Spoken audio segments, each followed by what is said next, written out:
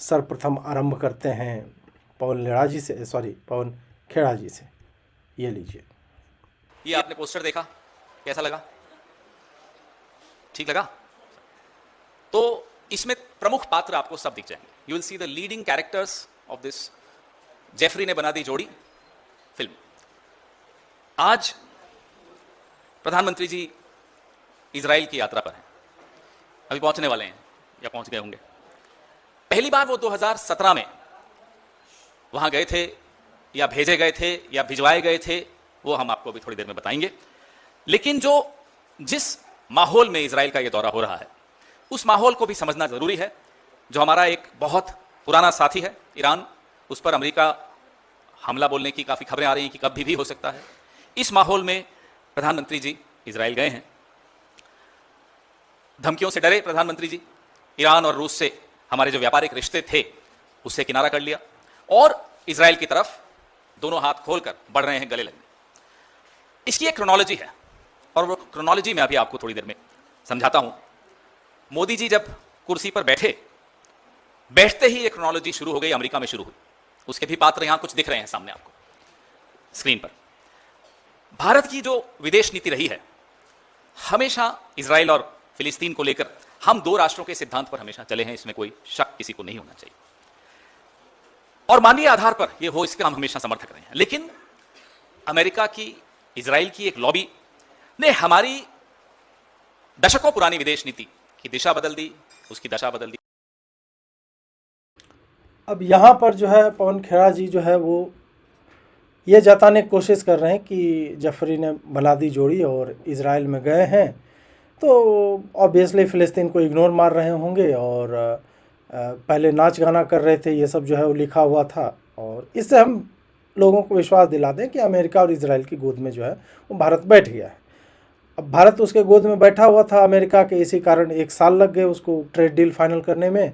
और इजराइल का तो आपको पता है कि इतना गोद में बैठा हुआ है मोदी कि भाई साहब हमास को, जो अभी मतलब फ़िलिस्तीन चला रहा है, उसको हाल ही में भारत ने कुछ मिलियन डॉलर का जो है वो सहयोग राशि जो है वो भेजी है। तो इन लोगों को, पवन खेड़ा जैसों को लगता है कि हम ये पोस्टर बना देंगे जो आजकल एआई से बन जाता है, तो बहुत ज़्यादा दिमाग लगाने की आवश्यकता है भी नहीं। जो और मतलब राहुल गांधी जिसके नेता हो, तो आप समझ सकते हैं कि बहुत ज़्यादा दिमाग वहाँ पे लगाना उचित भी नहीं होगा और वो अलाउड भी नहीं होगा, प्रतिबंधित है दिमाग लगाना। तो वही इनको लगा कि 4-5 कटआउट ये सब करके जाफरी ने बना दी जोड़ी कर देंगे और इन लोगों का एप्स्टीन फाइल में नाम आया और लोग जो अब बोलेंगे अब क्या यार, अब क्या बचा है बताइए। पूरा विदेश नीति में जो हस्तक्षेप हो रहा है, कैसे हो रहा है ये नहीं बताएंगे कि मतलब पहले की सरकारें फ़िलिस्तीन को लेकर क्या कहती थी और अभी हमारा रवैया बदल गया है क्या। और एक बात और है यहाँ पे कि भले हम 2 स्टेट पॉलिसी लेकर के चलें, तो ऐसा तो नहीं कि मोदी ने कहा कि नहीं फ़िलिस्तीन अब एग्जिस्ट नहीं करता। फ़िलिस्तीन एग्जिस्ट करता है, फ़िलिस्तीन को यहाँ से सहयोग भी गया है मोदी, फ़िलिस्तीन भी जो है उधर भी। तो ये सारा कुछ जब चल रहा है तो आप कैसे क्लेम कर सकते हो कि नीति जो है बदल गई, अमेरिका जो है वैसे कर रहा है वैसे कर रहा है। दूसरी बात कि मान लेते हैं नीति बदल गई है, तो क्या अक्टूबर 7, 2023 को जो मैसेकर हुआ था 2023 या 24 में, जब भी, अब मैं ईयर भूल रहा हूँ, उसको देखते हुए कोई भी राष्ट्र कैसे फ़िलिस्तीन का सपोर्ट कर सकता है? ये तो करना नहीं चाहिए ना। अगर कोई कर रहा है तो मुझे लगता है कि वो बेकार की चीज़ है और उनमें मानवीयता जैसी कोई चीज़ बची नहीं है, कोई संवेदना नहीं है, संवेदनहीनता है। अब देखते हैं आगे क्या कह रहे हैं। जो फाइल्स हैं एप्स्टीन साहब की, एप्स्टीन को साहब बोलना जरूरी है इस देश में, नाराज हो जाएंगे मोदी जी, इसलिए मैं एप्स्टीन साहब बोलूंगा, आपको बुरा लगे तो माफी। तो एप्स्टीन साहब की जो फाइल्स हैं, उन फाइल्स ने पूरी की पूरी क्रोनोलॉजी समझा दी। पूरी की पूरी क्रोनोलॉजी आपको यहां समझ में आएगी। और इसमें अकेले पूरी नहीं है, इसमें अनिल अंबानी भी है। आज एक और कैरेक्टर, एक और पात्र का इसमें आज एंट्री होती है। अब जेफरी एप्स्टीन मेरे लिए, आपके लिए, किसी भी सामान्य व्यक्ति के लिए एक नामी यौन अपराधी है, एक बलात्कारी है, एक पापी है। लेकिन हमारी मोदी सरकार के लिए, हमारी मोदी सरकार की विदेश नीति के लिए, मोदी सरकार की रक्षा नीति के लिए एप्स्टीन एक नायक है, हमारे लिए खलनायक है, मोदी सरकार के लिए वो नायक है। आप कहेंगे कि भाई वो तो मर चुका है, आप उसको है क्यों बोल रहे हैं, था क्यों नहीं बोल रहे? You may get this doubt that Epstein is dead, why am I talking about him in present tense? देखिए साहब, एप्स्टीन भले मर गया, एप्स्टीन हमारी सरकार के फैसलों में, हमारी सरकार की नीतियों में जिंदा है। एप्स्टीन एक विचार है, एप्स्टीन मरा नहीं करते, विचार कभी मरते नहीं है। एप्स्टीन नरेंद्र मोदी की विचारधारा है। एप्स्टीन नरेंद्र मोदी की विचारधारा है। अब क्या है कि पवन खेरा जो है यहाँ पे साबित करना चाह रहा है, जो शुरू से ही, कि एप्स्टीन मतलब आइलैंड है और वहाँ पे स्टीफन हॉकिंस जो है, उनके भी तो भाई यंत्र तंत्र जितना ही चलता था तो भाई वो भी जाया करते थे। तो हम एक ऐसे व्यक्ति से डील कर रहे हैं जिसके बारे में ऐसा नहीं है कि नरेंद्र मोदी जब उससे पता नहीं मिले हैं या उनका केवल जिक्र हुआ है ये सारा कुछ, या हरदीप पुरी संभवतः मिले भी थे, तो वो तो ऐसा नहीं है कि ये जब आउट इन द ओपन था, आरोप लग रहे थे, आरोप सिद्ध हो चुके थे, और उसके बाद भी ये लोग जो है उससे मिल रहे थे कि अरे भाई मतलब थोड़ा पीडोफाइल ही हो गए तो क्या हो गया, मिलेंगे। एप्स्टीन एक ऐसा व्यक्ति था, जब तक उसके केसेस जो है साबित नहीं हुए थे, कि आप इसे मैं कैसे बताऊं, कि इन्फ्लुएंशियल फिगर्स जो होते हैं, जो दलाल होते हैं सत्ता के, आप उसको उस तरह से देखिए। अमेरिका जैसे जगह में जहाँ पे लॉबिंग जो है वो अलाउड है, लोग करते हैं, वैसे में आप ऐसे लोगों से मिलते हैं या वो आपको अप्रोच करते हैं कि हम जो है गवर्नमेंट में एक्सेस तुमको दिलवा सकते हैं। तो ऐसे लोग, कोई मान लीजिए कि हमारे एम्बेसी का कोई बैंक्वेट हुआ, कोई उस तरह का मेल मिलाप का कोई आयोजन हुआ, तो उसमें जो है लोग जाते हैं, और उसमें परवर्ट लोग भी होते हैं, नॉर्मल भी होते हैं, गवर्नमेंट के लोग भी होते हैं, और कई बार बिजनेस मीटिंग्स के लिए भी। हरदीप पुरी का जो मेल है उसमें वो बंदा तो लिख रहा है कि भाई ये आत्मनिर्भर भारत या पता नहीं जो भी है, हम यहाँ पे इतना इन्वेस्ट कर रहे हैं, इन्वेस्टमेंट और फलाना ढिमका, ये सारा कुछ कहा है। परंतु पवन खेरा, बीइंग पवन खेरा, बीच में अंग्रेजी भी बोल दिया अपना बंदे ने कि एप्स्टीन विचार है, विचार जो है मरते नहीं। तो किस तरह का विचार है तुम यार, इतना समय तुम्हारा निकल गया, अभी और भी क्लिप है हम दिखाएंगे, साबित क्या करना चाह रहे हो, कहाँ पहुँचना चाह रहे हो, वो तो यार मतलब एक आध बार बताओ, कट टू कट बात करो ना, कि इजराइल को लेकर के हमारी विदेश नीति बदल गई। क्या बदल गई? कि मोदी इजराइल जा रहे हैं, मनमोहन सिंह नहीं गए तो किसी को नहीं जाना चाहिए था। विदेश नीति मतलब बदल गई, ये तो ठीक है, कैसे बदल गई, क्या हो गया ऐसा एग्जैक्टली, तो वो जो है बेचारे पवन खेरा जो है वो नहीं बता पा रहे हैं, कि नहीं जानते हम। ये जो पार्ट 2 हो रहा है ना इसराइल का, ये भी नरेंद्र मोदी का बेचारे का खुद का फैसला नहीं है, ये मैं उनको ब्लेम कर दूं अच्छा नहीं। देखिए इसमें एप्स्टीन साहब की जिम्मेदारी, इसमें इस लॉबी की जिम्मेदारी। ये जो नच बलिए का सीजन 2 है, इसका भी डायरेक्टर जो है वो नच बलिए, तो आप समझ रहे हैं क्योंकि एक मेल आई थी कि नाचा गाया जो भी, इसके भी डायरेक्टर एप्स्टीन है। और जो पिछले दिनों ट्रेड डील में हमने जल्दबाजी में सरेंडर किया, ये सब उसी कड़ी का हिस्सा है। मोदी जी जानते हैं कि एप्स्टीन की जो आंच है उन तक भी आ सकती है। पुरी, हरदीप पुरी सिर्फ एक प्यादा है, कहानी उससे ज्यादा है। अभी थोड़े दिन पहले मैं सुन रहा था, 17 फरवरी की बात है, अभी कुछ दिन पहले मोदी जी ने भाषण दिया कि मैंने स्कूल में एक रोबोट बनाया था और उस रोबोट बनाने के लिए मुझे मेडल मिला। ये मोदी जी बोले। मोदी जी, यही बात डोनाल्ड ट्रंप, यही बात नेतन्याहू, यही बात एप्स्टीन आपके लिए कहते हैं कि उन्होंने एक रोबोट बनाया था। वो रोबोट भारत का प्रधानमंत्री है, उसका नाम नरेंद्र मोदी है। स्टिल अभी तक भी कुछ नहीं बता पा रहे हैं कि भाई चलो रोबोट बन गया, कैसे रोबोट बना, मतलब कौन सी पॉलिसी जो है इन्फ्लुएंस कर दी, और उसका कहाँ पे क्या डिटेल है।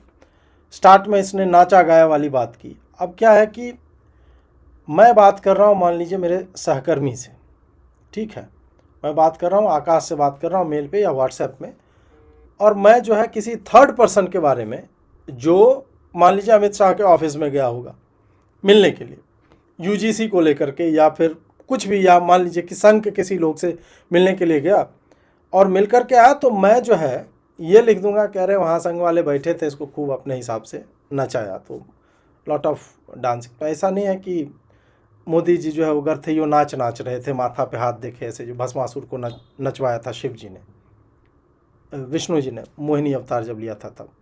तो वैसा कुछ नहीं, वो फिगर ऑफ स्पीच 2 आदमी जिसमें मोदी पार्ट नहीं है वो यूज कर रहा है, तो भाई उसका है। हम लोग बहुत सारी बातें जो है थर्ड पर्सन के लिए यूज करते रहते हैं, जो पब्लिक में आ जाए तो हम ये नहीं कह सकते हैं कि ये दोनों जो बात कर रहे हैं वही काम तीसरा कर रहा था एग्जैक्टली। बाकी मुहावरे और लोकोक्तियाँ और 50 तरह की चीज़ होती है, आप पवन खेरा से एक्सपेक्ट नहीं कर सकते हैं कि वो बेचारा इतना जो है वो जानकारी रखता हो। आगे इसने बोला कि ट्रेड डील जल्दबाजी में सरेंडर कर दिया।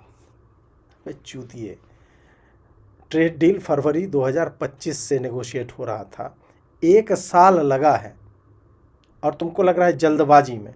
और जब नहीं हो रहा था ट्रेड डील, टैरिफ लग गया, तब तुम कह रहे थे कि भाई हमारी पॉलिसी कितनी बुरी है कि हम जो है नेगोशिएट नहीं कर पा रहे हैं, हम अमेरिका के साथ डील नहीं कर पा रहे हैं, तुम लोग निकम्मे हो। इस तरह की बातें चल रही थी। तो दोनों में एक खेरा चुन लो कि क्या कहना चाह रहे हो तुम एक्चुअल में। नंबर 1, हरदीप पुरी एप्स्टीन से मिलते हैं। मिलने की उस मुलाकात के तुरंत बाद एप्स्टीन अनिल अंबानी को ढूंढते हैं। अनिल अंबानी से मुलाकात होती है। फिर एप्स्टीन अनिल अंबानी को ईमेल के माध्यम से एहूद बराक, भूतपूर्व प्रधानमंत्री इजराइल के, उनसे मिलवाते हैं। अब आ जाइए साहब 2017 के 1 महीना और आगे बढ़े। 2 मार्च को अनिल अंबानी जेफरी एप्स्टीन को 3:11 पे एक मेल भेजते हैं। Will need your guidance on dealing with white house for India's relationship and defence cooperation. ये किसके बिहाफ पे लिखा जा रहा है? अनिल अंबानी जेफरी एप्स्टीन को 2 मार्च 2017 को लिखते हैं कि मुझे आपका मार्गदर्शन चाहिए कि भारत व्हाइट हाउस से अपने रिश्ते कैसे रखेगा और किस तरह की डिफेंस कोऑपरेशन भारत और अमेरिका में हो सकती है, इस पे मुझे आपका मार्गदर्शन चाहिए। अनिल अंबानी लिख रहे हैं 2 मार्च को 2017 को जेफरी एप्स्टीन को। अब जेफरी एप्स्टीन उसका जवाब देते हैं 1 मिनट के बाद, 3:12। Interesting, remember what are you willing to give, no ideology needed, tit for tat. कि बोले बढ़िया, वेरी गुड, अब ये बताइए आप हमें क्या दे सकते हैं, इसमें कोई विचारधारा की जरूरत नहीं है, एक हाथ दे एक हाथ ले। ये जेफरी एप्स्टीन अनिल अंबानी को सीधी सीधी बात कर रहे हैं, खरी खरी बात कर रहे हैं। 3:14, 1-2 मिनट के गैप में अनिल अंबानी जेफरी एप्स्टीन को लिखते हैं इंडियन मार्केट व्हाटएवर वर्क्स, पूरा भारत का बाजार खोल देंगे, जो भी आपको चाहिए दे देंगे। इंडियन मार्केट व्हाटएवर वर्क्स, ये 4 शब्दों की मेल है अनिल अंबानी की जेफरी एप्स्टीन को 3:14। तारीख 2 मार्च 2017।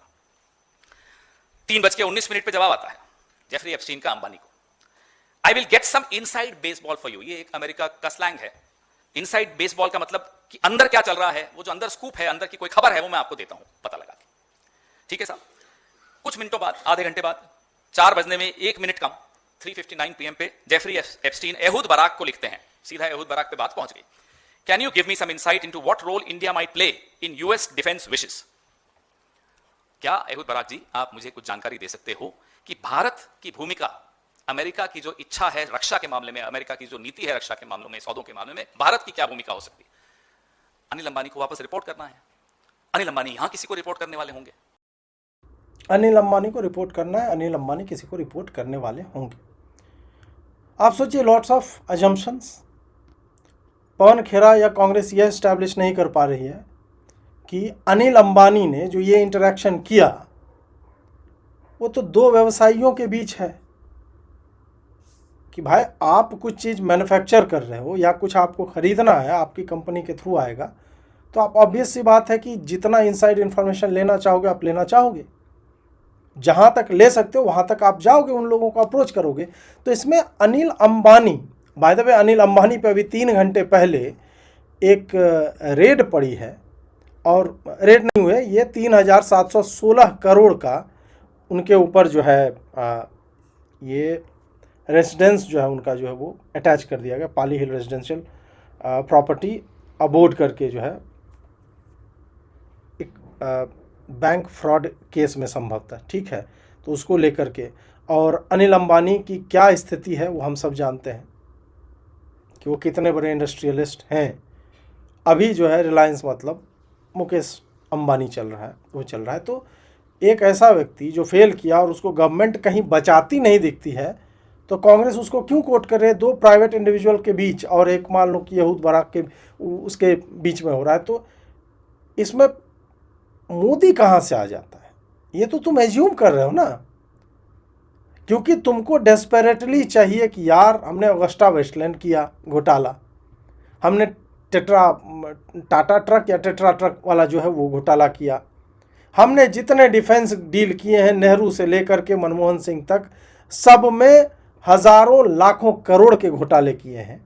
तो अब जो है हम किसी न किसी तरह से एप्स्टीन और अनिल अंबानी के बीच में जो बात हो रही है, तो हम जो है उसको थोड़ा सा पुश करते हैं कि यार ये लोग भी जो है वही कर रहे हैं। तो ये तो चोर की दाढ़ी में तिनका वाली बात हो गई कि भाई 15 से 18 मई 2017 में महमूद अब्बास फिलिस्तीन के राष्ट्राध्यक्ष भारत आए थे। ये बात अमेरिका को पसंद नहीं आई, ये बात एप्स्टीन को तो बिल्कुल पसंद नहीं आई, ये बात नेतन्याहू को पसंद नहीं आई, ये बात एहूद बराक को पसंद नहीं आई, और उन्होंने अपनी नाराजगी जाहिर की रोबोट जूनियर हरदीप सिंह पुरी से। रोबोट सीनियर तो आपको मैंने बता दिया, बाल नरेंद्र ने जब रोबोट बनाया था, बड़ा होकर वो खुद रोबोट बन गया। रोबोट जूनियर हरदीप पुरी को नाराजगी बताई जा रही है। I am not happy, I have strong views. अब 25 और 26 जून 2017 प्रधानमंत्री फाइनली अमेरिका पहुंच गए, और उसके बाद 4 और 6 जुलाई के बीच इजराइल गए। जब वो इजराइल गए, पहले प्रधानमंत्री भारत के जो इजराइल गए थे, पैलेस्टीन नहीं गए। क्यों? क्योंकि रोबोट को वही करता है जो रोबोट को करने को कहा जाता है। यहां भी वही हो रहा है। आइए 6 जुलाई 2017, जेफरी एप्स्टीन, ये बड़ी रोचक बात है। जेफरी एप्स्टीन कतर के एक बिजनेसमैन है, जाबोर वाई, उनको कहते हैं the Indian prime minister Modi took advice. ये पूरी मैंने आपको क्रोनोलॉजी बताई, कैसे एडवाइस ली, किसके माध्यम से ली। Hardeep Puri, Anil Ambani, Ehud Barak, Epstein सबसे ऊपर। The Indian Prime Minister Modi took advice and danced and sang in Israel for the benefit of the US President. They had met a few weeks ago and it worked. कि मेरी सलाह ली भारत के प्रधानमंत्री मोदी ने, और Israel में नाचे गाए, अमेरिकन राष्ट्रपति को खुश किया, और वो कारगर साबित हुआ। It worked. अब ये पढ़ने के बाद तो मेरे को आगे बोलने की भी इच्छा नहीं है, मुझे लगता है आपको सुनना भी कुछ जरूरी नहीं बचा। ये हुआ हमारी विदेश नीति के साथ। ये रोबोट प्राइम मिनिस्टर है। यार कांग्रेस वालों किसी को रोबोट प्राइम मिनिस्टर नहीं बोलना चाहिए। मनमोहन सिंह की आत्मा जो है वो कलपती होगी कि नहीं यार, मैं अकेला था और मेरे अलावा, मतलब कांग्रेस के लोग किसी को रोबोट प्राइम मिनिस्टर, विचित्र ही लगता है। दूसरी बात कि ये मैंने आपको क्रोनोलॉजी समझा दी, नहीं आया समझ में, मतलब आप सुनना भी नहीं चाहेंगे, मैं बोलना भी, क्योंकि तुम्हारे पास इसके आगे कुछ बोलने के लिए है नहीं खेड़ा। तुम बीच में थोड़ा सा डुलवा लो, घंटी बजाती है ना, ऐसे आके टन से थोड़ा सा रिचार्ज हो जाओगे, एकदम तन जाओगे, ऐसे करके अरे मज़ा ही आ गया, फिर जो है वो तुम बता पाओगे। लेकिन है नहीं ना, मटेरियल है नहीं तुम्हारे पास, तो क्या बोलोगे? जहाँ नहीं है वहाँ तो तुम इतना बोल रहे हो कि नरेंद्र मोदी ने रोबोट बनाया था, मेडल मिला। कहाँ बोला गया ये? कब बोल दिया भाई मोदी ने कि रोबोट बनाया था, मेडल मिला था? ये तो फेक न्यूज़ है, और उसको लेकर के चूंकि तुमको रोबोट वर्ड जो है एस्टैब्लिश करना था, इस कारण से। दूसरी बात कि इजराइल गए पहली बार कोई प्रधानमंत्री और फ़लस्तीन नहीं गए। क्या संविधान में लिखा हुआ है क्या कि इजराइल जाओ तो फ़लस्तीन भी जाओ? आतंकियों के देश में, आतंकवादियों द्वारा गवर्न नेशन में, जहाँ पे दिन रात बम फूटता रहता है, साला पानी पीने का पाइप लेता है तो उससे जो है वो रॉकेट्स बनाने में लगे रहते हैं कि पानी तो अल्लाह देगा, पहले ज़ायनिस्ट रेजिम को जो है हमें डिसमेंटल करना है, वो लगे हुए। वहाँ क्या करने जाए कोई प्रधानमंत्री? क्यों जाएगा? ये तो वही बात हो गई कि नहीं तुम जो है सऊदी गए, कतर क्यों नहीं गए? कुछ भी कह सकते हो कि नहीं पाकिस्तान गए मोदी, बांग्लादेश क्यों नहीं चले गए? उसका मन। और फिर ये कि जेफरी आइंस्टीन से बात हुई हरदीप पुरी की, उस वक्त IFS में संभवतः वो थे, और उन्होंने जो बातें बोली वो बातें मोदी और नेतन्याहू के बीच में हुई, और वहाँ सॉन्ग एंड डांस जो है किया। अब सॉन्ग एंड डांस वाला सीक्वेंस है वो यह है कि नरेंद्र मोदी के आगमन पे, जैसे भारत में कोई विदेशी आता है राष्ट्राध्यक्ष, तो उसके आगे भरतनाट्यम, कथक में, कुचिपुड़ी में, ओडिशी में नृत्य होता है, उसका आयोजन होता है। उसको उसने उसमें लिखा था मेल में कि सॉन्ग एंड डांस हुआ और फलाना ढिमका, और हमने जो बोला उस तरह की बात। तो कौन नहीं जानता है कि अमेरिका इस तरह का काम करता है दूसरे देशों के नेताओं के साथ। अगर आपको कुछ डील करनी है और जब तक आप उसके समकक्ष नहीं हो जाते तो आपको वो जो एक्सपेक्ट करेगा वो आपसे करवाएगा। न्यूक्लियर डील कैसे हुई थी मनमोहन सिंह के टाइम में? अब पूरा फिर उठा करके देखा जाए ना, सब प्राइम क्राइसिस आया था, तुम कैसे नेगोशिएट कर रहे थे? कौन से इकोनॉमिस्ट थे जिसकी बर्बादी 2016 तक जो हमें देखने को मिलती रही है? पूरा इकोनॉमी तुम फ्रेजाइल 5 में पहुंचाए हुए थे, वो कौन गाइड कर रहा था? तो अब चूंकि किसी व्यक्ति ने ऐसा कहा और वो प्राइवेटली कुछ मेल्स एक्सचेंज कर रहा है, और उसमें तुमने हरदीप पुरी, नरेंद्र मोदी ये सब कर सर्च मार के लिख लिया और वो इस्टेब्लिश करना चाह रहे हो, कि सॉन्ग एंड डांस हुआ और इसके बाद आपने तो सुना नहीं। नहीं बताओ हमको बताओ कि मोदी जो है वहाँ पे जो है कुछ सेक्स करने लगे, यही कहना चाह रहे हैं ना। सॉन्ग एंड डांस के बाद क्या मोदी जो है उस वक्त जो राष्ट्रपति होगा उसके साथ सेक्स कर लिया, कुछ इसी तरह का ना कि प्राइवेट आइलैंड पे फिर गए और फिर जो है चुम्मा ले लिया एक दूसरे को। पवन खेरा हम जानना चाहते हैं, हमें सुनना है, तुमको बताना चाहिए, लेकिन नहीं, तुम वो नहीं बताओगे। अब पूरा इसका एक कंपाइलेशन हम आपको बाद में मतलब सुनाएंगे, पहले तो ये चलते हैं। 14 और 17 के बीच जब हरदीप पुरी लगातार एप्स्टीन से मिलते थे, उस दौरान एहूद बाराक का एक खास साथी, मोसाद का एक बहुत बड़ा एजेंट योनी कोरेन उसी अपार्टमेंट में रहता था। आप सुन लीजिए साहब, है ना इंटरेस्टिंग बात। इंटरेस्टिंग भी है, डिप्रेसिंग भी है। मन में घबराहट होती है कि हमारा देश की सरकार किन लोगों के हाथ में खेल रही है। 2014 से 17 में, इंग्लिश में भी दोहराता हूं, between 2014 and 17 when Hardeep Puri was hobnobbing with Jeffrey Epstein, Ehud Barak's chief aide Yoni Koren lived in this apartment, the same apartment of Jeffrey Epstein 13 times, 13 बार, कई दिनों के लिए, हफ्तों के लिए, महीनों के लिए, 13 बार। हम ये कैसे मान लें कि जेफरी एप्स्टीन, हरदीप पुरी जो कि खुद एक अनधिकृत व्यक्ति था उस वक्त के लिए, सरकार का नुमाइंदा नहीं था, मोसाद के एजेंट से मिलकर क्या तय करता था वो तो आज भी आपको दिखेगा जब इजराइल जा रहे हैं प्रधानमंत्री। क्या तय करता था वो तो आपको इजराइल पिछली बार जब गए तब भी पता चल गया। 2020 से 24 के बीच में जो हमारे डिफेंस एक्सपोर्ट्स इजराइल से हुए 34% हुए। भारत इजराइल के रक्षा बाजार का सबसे बड़ा ग्राहक बनकर उभर गया 2020 से 24 के बीच में। यह क्रोनोलॉजी का नतीजा है, ये वो मेल्स का नतीजा है, ये फोन कॉल्स का नतीजा है, ये उन मीटिंग्स का नतीजा है जो एप्स्टीन के घर पे हरदीप पुरी एहूद बाराक से करते थे या योनी कोरेन से करते थे। ये उन मीटिंग्स का नतीजा है जो अनिल अंबानी वहां अमेरिका में या फ्रांस में या कहीं भी जाकर करते हो इन सब लोगों से, और यहां आकर दिल्ली में किससे मिलते थे आपको मालूम है। यह नतीजा, भारत का पैसा, भारत का टैक्स पेयर का पैसा कहां खर्च होगा, हथियारों में, किन हथियारों में, कहां से खरीदने हैं, किसको तय करना चाहिए आप बताइए। भारत की सरकार को, विशेषज्ञों को, ब्यूरोक्रेसी को, ऑफिसर्स को। कौन तय कर रहा था? एप्स्टीन। अच्छा, अब इसमें जो है एक बात इसने बोली कि एहूद बाराक का आदमी जो है सेम अपार्टमेंट में रहता था एप्स्टीन के, तो रहता होगा, 50,000 लोग आते जाते होंगे, रहता होगा, तो उससे साबित क्या हुआ कि वहाँ पे वो रहता था। ये तो यार ये क्लिप कटवा जुबैर लेवल की बात हो गई ना, कि ये आदमी जो है पत्थर फेंका सड़क पे या लात मार दिया, कोई नमाज पढ़ रहा था उसको, उसकी फ़ोटो जो है वहाँ के लोकल बीजेपी लीडर के साथ है, उस लोकल बीजेपी लीडर की फ़ोटो मान लो शहजाद पूनावाला के साथ है और शहजाद पूनावाला की फ़ोटो मोदी के साथ है, इसलिए मोदी ने उसको बोला होगा कि पत्थर मार दो। पवन खेरा इसी लाइन ऑफ थॉट से जो है वो संचालित दिख रहा है। एक बात, अब बोल रहा है कि हम ये कैसे मान लें कि इन्होंने ये नहीं किया होगा। भाई हम ये कैसे मान लें कि इन्होंने वही किया होगा जो तुम बता रहे हो और बता पा नहीं रहे हो। एक्सपोज करने बैठे हो तो यार पूरा बताओ ना, ये क्या बात हुई कि हम क्यों मान लें कि ये ऐसा कुछ नहीं हुआ होगा। एक मतलब कोई लॉजिक तो यहाँ पे है नहीं। फिर आगे बोल रहा है कि वो क्या तय करते थे, क्या क्या। भाई वही तो हमको जानना है, उसी के लिए तुमने प्रेस कॉन्फ्रेंस किया है कि उन लोगों के बीच में क्या तय होता था, यही तो हमें जानना है। ये बता दो ना भाई, तुम भी हम ही से पूछ रहे हो साला क्या तय करते थे। भाई बताओ ना क्या क्या तय करते थे। फिर बोल रहा है कि हमारा डिफेंस का 35% हो गया इजराइल से। हाँ हो गया, क्या वो प्रोडक्ट घटिया है? घटिया प्रोडक्ट होते या हमसे एक प्रीमियम लिया जाता, या तुम साबित कर दो कि डिफेंस किकबैक्स लिए गए, जैसे आपकी मालकिन अगस्टा वेस्टलैंड में वीवीआईपी चॉपर स्कैम में है। तुम क्यों बिलबिला रहे हो? क्योंकि तुम राफेल जिस तरह से चाह रहे थे, तुम यूरो फाइटर और लॉकहीड मार्टिन का जो जेट लेना चाह रहे थे, वो इस सरकार ने नहीं लिया। इस कारण तुम्हें ये दिखाना है कि रक्षा सौदों में जो भी हो रहा है उसमें कुछ ना कुछ गड़बड़ है।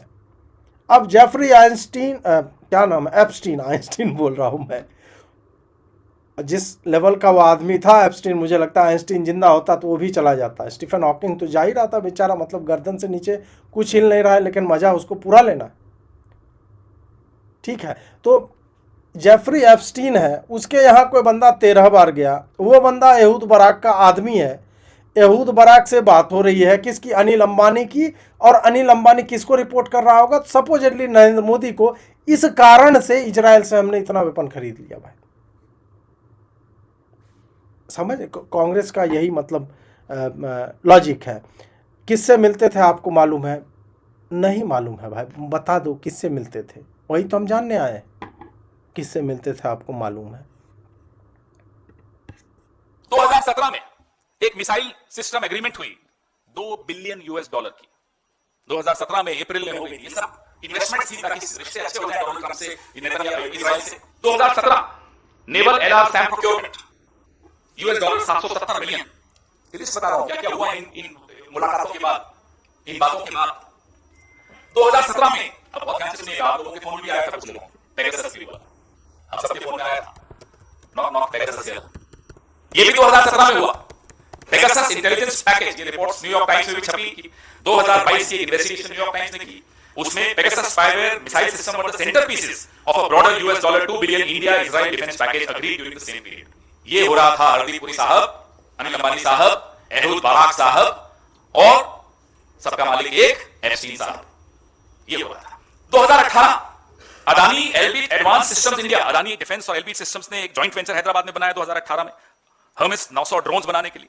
ये पहली इजराइल की ड्रोन बनाने की एक इंडस्ट्री लगी, फैक्ट्री लगी, फैसिलिटी लगी जो इजराइल के बाहर है। इजराइल से बाहर ड्रोन बनाने की पहली फैक्ट्री भारत में लगी, हैदराबाद में लगी, 2018 में लगी। मुलाकात कब हुई? 17 में हुई। ये सब बातें जो हो रही थी, सब 14 से 17 के बीच में हो रही थी, उसका नतीजा ये निकला। 2020 Negev light machine gun contract. In March 2020, India signed a 880 crore contract with Israel Weapon Industries for Negev light machine guns.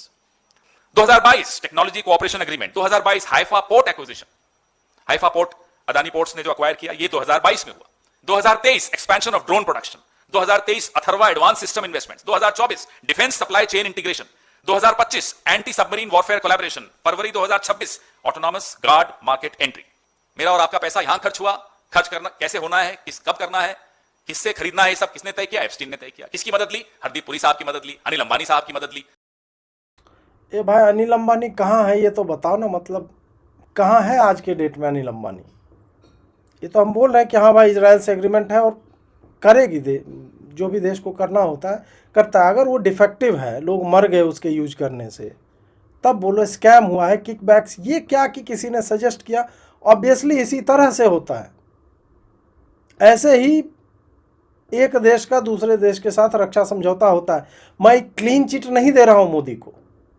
जैसे बिल गेट्स भी उसी एप्स्टीन फाइल्स में था, और बिल गेट्स का एक गार्डा सिल करके एक जो है एचपीवी वैक्सीन जो है वो फ्री में अभी 14 वर्ष से ऊपर की लड़कियों को और महिलाओं को लगने वाला, और सरकार बोले हम फ्री में देंगे। जबकि इसी के परीक्षण में इन्होंने जितनी घटिया काम किया है बिल गेट्स के कंपनी ने, वो हम जानते हैं, वो आंध्र प्रदेश और गुजरात के ट्राइबल एरियाज़ में हुआ था। तो उस कारण तो उस पर भी हम बोलेंगे, परंतु इसमें ये केवल सतही बातें हैं कि इसने वो किया, उसने ये किया, इसलिए ये है वो है। भाई एक्चुअल में बताओ सही में क्या हुआ, कुछ एक्चुअल में है, किकबैक्स मिला नहीं मिला? तो ये क्या बता रहे हो? ये भाजपा सरकार ने तो पहले से बता रखा है कि हाँ भाई हमारा ये सारी बातें सार्वजनिक है। हाँ, ड्रोन मैन्युफैक्चरिंग आरंभ हुआ, मशीन गन्स ली गई, रक्षा समझौते हुए, हम ये भी करेंगे इजराइल के साथ, वो भी करेंगे। तो ये तो हो ही रहा है। आप तो कह दो कि नहीं वो डिसैलिनेशन प्लांट लगा है, वो भी जो है एप्स्टीन के कहने पे लगा, कोई इसका लॉजिक नहीं है। एक्चुअल में यदि हुआ है तो ठीक है, आप डिग करो और बताओ, तो फिर हम क्रिटिसाइज करेंगे गवर्नमेंट को। 24 मई 2019 को जेफरी एप्स्टीन स्टीव बैनन को कहते हैं, really interesting Modi meeting, he won with huge mandate. His guy said that no one in Washington speaks to him. However, his main enemy is China and their proxy in the region Pakistan. They will host the G20 in 22. Totally buys into your vision. Jeffrey Epstein Bannon को कहते हैं कि बहुत अच्छी Modi meeting हुई। अब किसी हुई हमें नहीं मालूम, ये उन्होंने नहीं लिखा कि मेरी हुई, तो मैं इसमें कुछ नहीं बोला। बहुत बड़े मैंडेट से जीते हैं, उसी वक्त रिजल्ट आया था कुछ दिनों पहले। उनका आदमी कह रहा है कि वॉशिंगटन में हमसे कोई बात नहीं करता और हमारा मेन दुश्मन चाइना और पाकिस्तान है और हम G20 2022 में होस्ट करने वाले हैं। ये सब वो बता रहा है, रिपोर्ट कर रहा है जेफरी एप्स्टीन, व्हाइट हाउस के बहुत इंपॉर्टेंट आदमी स्टीव बैनन को। Totally buys into your vision, मतलब आपकी विजन से बिल्कुल इन ट्यून है, मिलता जुलता है। स्टीव बैनन का जवाब आता है, आई am doing a 1 hour show for India on Modi while here, bringing American Hindu guys with अस। याद है इवेंट हुआ था। अब की बार मोदी सरकार नहीं, ट्रंप सरकार। ये यहां भी जेफरी एप्स्टीन साहब, सबका मालिक एक, यहां भी चल रहा है। जेफरी को स्टीव कह रहे हैं, I am doing a 1 hour show for India on Modi while here bringing American Hindu guys with us. Jeffrey Epstein को बैनन फिर कहता है, you should meet with Modi. Jeffrey Epstein Bannon को कह रहे हैं, आपको मोदी से मिलना चाहिए। आई कैन सेट, मैंने सबसे अंत में सबसे महत्वपूर्ण बात रखी है, आपको मोदी से मिलना चाहिए, मैं फिक्स कर सकता हूं। जेफरी एप्स्टीन कहता है कि वो मोदी से आपकी मीटिंग फिक्स कर सकता है। अब किसी को कोई डाउट रहा? ये इसलिए हो रहा है हेडलाइन बदलने का काम, उदय चिप को अंदर कर दो ताकि हेडलाइन उदय चिप रहेगी। इसमें साला एआई समिट में जो नंगई कांग्रेस की उदय चिप, वहाँ कहाँ पे आ गए हेडलाइन बदलने का काम? प्रेस कॉन्फ्रेंस तुम कर ही ले रहे हो, कौन तुमको आया मतलब मार डंडा जो सुझा दिया तुम्हारा? कोई नहीं सुझाया ना, किसी ने नहीं सुझाया तुम्हारा। तुम अभी भी प्रेस कॉन्फ्रेंस कर रहे हो और बोल रहे हमको नहीं मालूम किससे मिलना है।